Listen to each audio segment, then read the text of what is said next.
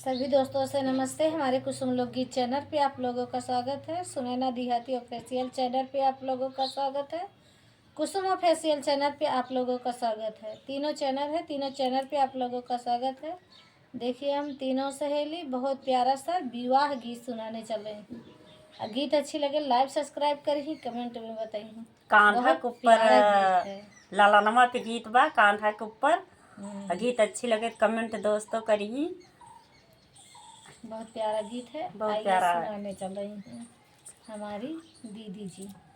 नदिया किनारे कान्हा बसिया बजावैया रे सब सखी गाली बेचाई जाई रे लाला नवाया रे सब सखी गाली बेचाई जाई रे लाला नवा।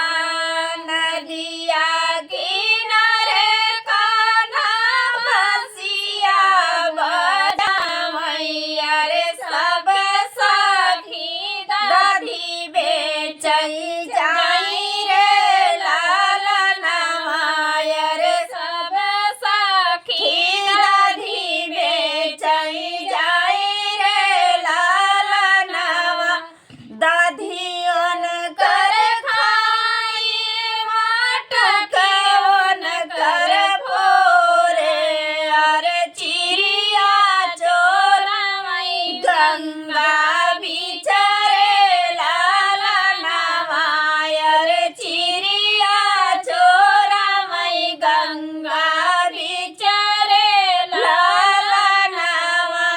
हाथ जोरी मिनती कराई सब सखिया रे दैया नाचिरिया हमार रे लाला नवाया रे दैया कान्हा चिरिया हमार रे लाला नवा।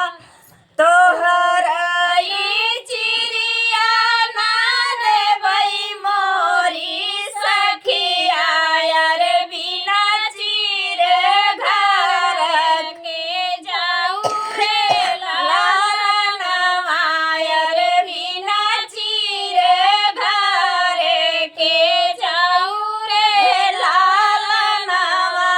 रोवत रोवत सखी घरवा के जाई मुइया रे माया ओ रहन लइके जाई रे लाला नवाया रे माया ओ रहन लइके जाई रे लाला नवा।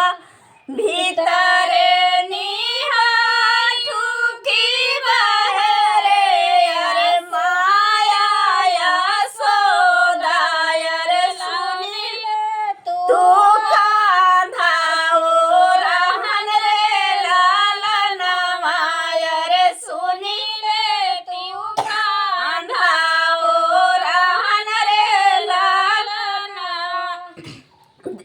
गीत दही मोरी खा